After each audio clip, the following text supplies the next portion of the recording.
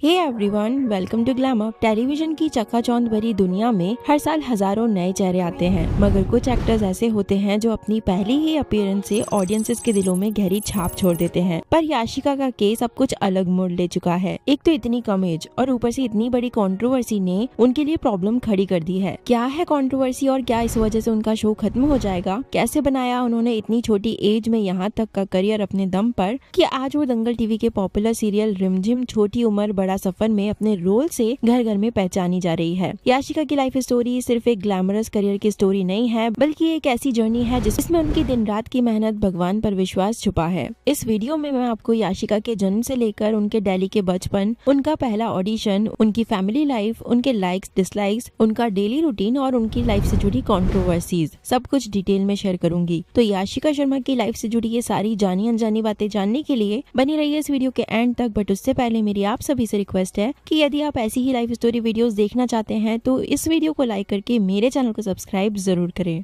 याशिका शर्मा का जन्म 1 मई साल 2010 को दिल्ली की एक मिडिल क्लास हिंदू फैमिली में हुआ। हालांकि कुछ पुराने डिजिटल आर्टिकल्स में उनका बर्थ ईयर 1998 भी बता रखा है, लेकिन उनके करंट प्रोफेशनल कंटेक्स्ट और उनकी एज रिलेटेड कंट्रोवर्सीज को देखते हुए 2010 ही सबसे ऑथेंटिक डेट मानी जा रही है। याशिका की फैमिली में उनके पेरेंट्स के अलावा उनका एक छोटा भाई भी है और वो अपने दादाजी के काफी क्लोज है। उनकी फैमिली ने हमेशा एजुकेशन और वैल्यूज को प्रायोरिटी दी, लेकिन उनके अंदर छुपा हुआ आर्टिस्ट बचपन से ही नजर आने लगा था। दिल्ली की गलियों में पली बड़ी याशिका को बचपन से ही मिरर के सामने खड़े होकर एक्सप्रेशंस देना और डांस करना बहुत पसंद था। उनकी फैमिली ने उन्हें हमेशा क्रिएटिव बनने के लिए एनकरेज किया। याशिका ने एक इंटरव्यू में बताया था कि उनकी परफॉर्मेंस की जर्नी तब शुरू हुई जब वो सिर्फ 4 साल की थी। 4 साल की छोटी उम्र में जब बच्चे ठीक से बोलना सीखते हैं, याशिका ने तब से ही स्टेज पर डांस करना शुरू कर दिया था। उनका मानना है कि उनकी एक्टिंग में जो आज बॉडी लैंग्वेज और फेस एक्सप्रेशंस दिखते हैं, वो उनकी इन्हीं सालों की डांस प्रैक्टिस का रिजल्ट है।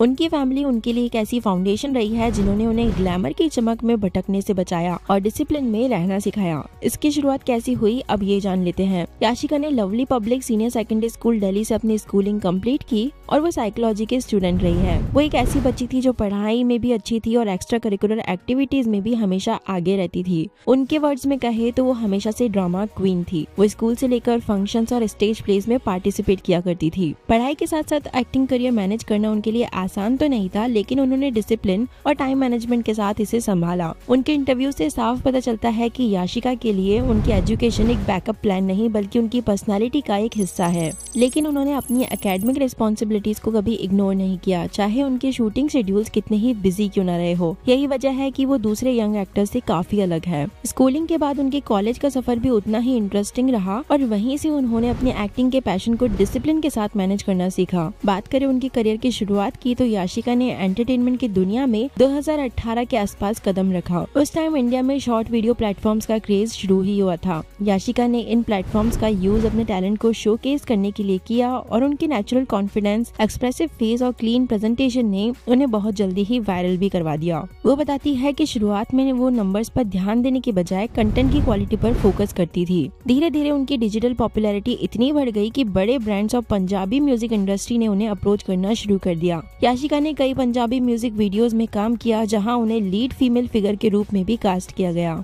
इसके अलावा उन्होंने बहुत से डिवोशनल म्यूजिक वीडियोस में भी काम किया है, स्पेशली राधा गोरी सॉन्ग में जहां उन्हें राधा रानी के रूप में देखा गया। इन डिवोशनल वीडियोस से उन्हें एक इनोसेंट और पवित्र इमेज मिली जिसने उन्हें ढेर सारे फैंस भी दिलवाए। बट हर एक्टर की लाइफ में एक ऐसा मोमेंट होता है जो सब कुछ बदल देता है। याशिका के लिए वो मोमेंट सितंबर के महीने में आया जब वो अपनी फैमिली के साथ उज्जैन के महाकालेश्वर मंदिर में दर्शन करने गई थी। याशिका हमेशा से ही स्पिरिचुअल रही है और भगवान पर उनका अटूट विश्वास है। उनका मानना है कि वो जो कुछ भी है वो ऊपर वाले की कृपा से है। जब वो टेंपल से दर्शन करके वापस आ रही थी तभी उन्हें दंगल टीवी के सीरियल रिमझिम के लिए कास्टिंग का कॉल आया। याशिका इस मूवमेंट को एक डिवाइन ब्लेसिंग मानती है। उनका कहना है कि जब वो महाकाल के दरबार से निकली तभी उनके करियर का सबसे बड़ा मोड़ उनका इंतजार कर रहा था। ऑडिशन प्रोसेस के बारे में बात करते हुए वो बताती है कि उन्होंने पहले एक्टिंग वर्कशॉप्स अटेंड किए थे जिससे उन्हें कैमरा फेसिंग स्किल्स का आइडिया मिल गया था। रिमझिम के लिए उनका सिलेक्शन उनकी नेचुरल एक्टिंग और यंग एज वाली इनोसेंस की वजह से हुआ जो मेकर्स को चाहिए थी। जब उन्हें सेलेक्ट किया गया और बताया गया कि वो इस शो में लीड रोल प्ले करने वाली है तो उन्हें खुशी के साथ थोड़ी घबराहट भी महसूस हुई। उन्हें पता था कि लीड रोल का मतलब है दिन रात की मेहनत और ऑडियंस की उम्मीदों पर खरा उतरना। पहले दिन सेट पर पहुंचकर उन्हें काफी नया सा फील हो रहा था, लेकिन उनकी टीम और को स्टार्स ने उन्हें कंफर्टेबल फील करवाया। दंगल टीवी शो पर जब रिमझिम शुरू हुआ तो इसकी कहानी ने लोगों को काफी अट्रैक्ट भी किया।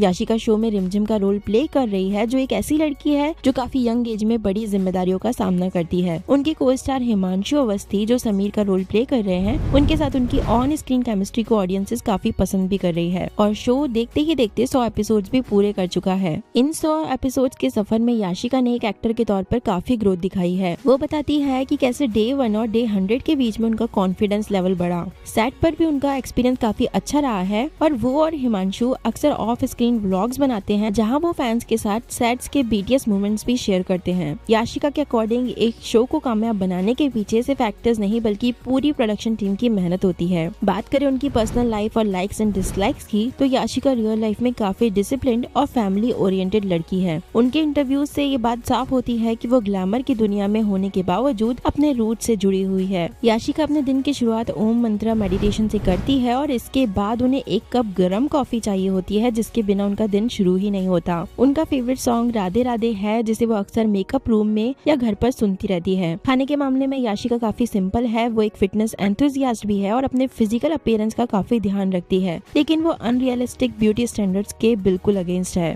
वो अपनी फैमिली में अपनी माँ के सबसे ज्यादा क्लोज है और शूटिंग से घर लौटते ही वो सबसे पहले अपनी माँ को ढूंढती है और उनसे गले लगती है। उनके पापा और दादाजी भी उनकी लाइफ में बहुत बड़ी जगह रखते हैं। उनके दादाजी उन्हें हर सुबह कॉल करते हैं और याशिका के दिन का पहला कॉल या टेक्स्ट हमेशा उनके पापा को जाता है। फ्रेंड्स की बात करें तो इंडस्ट्री में उनका कोई बहुत बड़ा ग्रुप नहीं है, लेकिन हिमांशु अवस्थी के साथ उनकी बॉन्डिंग काफी स्ट्रॉन्ग है, जो उनके कंपैटिबिलिटी टेस्ट और इंटरव्यूज में साफ झलकती है। पर जितना इजी लाइफ याशिका की अब तक दिख रही है, इतनी इजी नहीं रही। उनकी लाइफ में भी ऐसा मोड़ आ चुका है जहां वो कंट्रोवर्सीज में पड़ चुकी है। रिसेंटली जनवरी 2026 का महीना याशिका के लिए काफी स्ट्रेसफुल रहा। उनके शो रिमझिम छोटी उम्र बड़े सफर ने एक ऐसा एपिसोड एयर किया जिसने देश भर में एक बड़ी डिबेट छेड़ दी। दरअसल 28 जनवरी साल 2026 को दंगल टीवी पर एक एपिसोड एयर हुआ, जिसमें याशिका शर्मा 16 साल की और उनके एडल्ट को स्टार हिमांशु अवस्थी जो 24 साल के हैं, उनके बीच इंटीमेट सीन्स दिखाए गए। एक स्पेसिफिक सीन में दिखाया गया कि समीर ने देखा कि रिमझिम की ब्लाउज खुल गई है, तो उन्होंने अपना कुर्ता उतार कर उन पर डाला और फिर दोनों ने एक दूसरे को वार्म हग दिया। इसके अलावा एक पुराने एपिसोड में दोनों को एक बैड सीक्वेंस में भी दिखाया गया था, जहां याशिका की बेयर बैक पर फोकस किया गया था।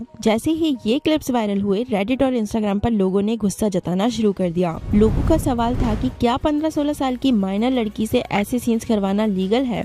व्यूअर्स ने मेकर्स और याशिका के पेरेंट्स को भी काफी क्रिटिसाइज किया। कुछ कमेंट्स में कहा गया है कि इनको एज के अप्रोप्रिएट एक्ट्रेसेस नहीं मिलती क्या, मेकर्स माइनर्स को ही लीड रोल में क्यों लेते हैं। इस कंट्रोवर्सी ने इतना बड़ा रूप ले लिया कि सोशल मीडिया पर बैन रिमझिम ट्रेंड होने लगा। क्रिटिक्स का मानना है कि ऐसे शोज माइनर एक्टर्स को सेक्सुअलाइज करते हैं, जो गलत है। हालांकि मेकर्स, दंगल टीवी या याशिका की तरफ से कोई ऑफिशियल स्टेटमेंट नहीं आया है, लेकिन इस इंसिडेंट ने टेलीविजन इंडस्ट्री में चाइल्ड प्रोटेक्शन और ब्रॉडकास्टिंग पर एक नया सवाल खड़ा कर दिया है। बात करें उनके करियर ग्राफ की, तो याशिका शर्मा ने काफी कम टाइम में काफी वैरायटी प्रोजेक्ट्स में काम किया है। साथ ही उन्होंने मलयालम फिल्म में धुआ का रोल प्ले किया, जो जलाल बिन उमर की बेटी का कैरेक्टर था। इसके बाद वो 2025 में अमोलक सिंह के साथ एक पंजाबी म्यूजिक वीडियोस में भी नजर आ चुकी है और साथ ही उन्होंने काफी दूसरे म्यूजिक वीडियोस में भी काम किया है। याशिका के फैंस हमेशा ये जानना चाहते हैं कि वो आगे क्या करने वाली है। हालांकि उनका पूरा फोकस अभी रिमझिम सीरियल पर है, लेकिन उनकी फिल्म मलयाली के बाद उन्हें साउथ और हिंदी फिल्म इंडस्ट्री से भी ऑफर्स मिल रहे हैं। याशिका ने एक इंटरव्यू में कहा था कि वो अभी सिर्फ सीख रही है और उन्हें एक्टिंग में बहुत आगे जाना है। अपकमिंग शोज की बात करें तो साल 2026 में टेलीविजन इंडस्ट्री में कई बड़े चेंजेस आ रहे हैं और नए रियलिटी शोज भी। याशिका के फैंस उम्मीद कर रहे हैं कि वो जल्द ही किसी बड़े रियलिटी शो में भी नजर आए। लेटेस्ट कंट्रोवर्सी ने उनके करियर पर एक सवाल जरूर लगाया है, लेकिन ये टीवी इंडस्ट्री के बदलते हुए पैटर्न्स को भी दिखाता है। कंट्रोवर्सीज तो आती और जाती रहती है, लेकिन टैलेंट हमेशा टिकता है। याशिका के पास एक्टिंग का वो टैलेंट है जो उन्हें फ्यूचर में एक सुपरस्टार बना सकता है। आपका क्या कहना है इस कंट्रोवर्सी के बारे में और आपको याशिका की एक्टिंग असल में कैसी लगती है, ये कमेंट करके जरूर बताएं। साथ ही अपनी नेक्स्ट सेलिब्रिटी रिक्वेस्ट भी कमेंट सेक्शन में लिखकर मुझे जरूर बताना। आज के लिए इस वीडियो में इतना ही। मैं फिर आऊंगी एक ऐसे ही नए वीडियो के साथ। Till then stay connected, be happy.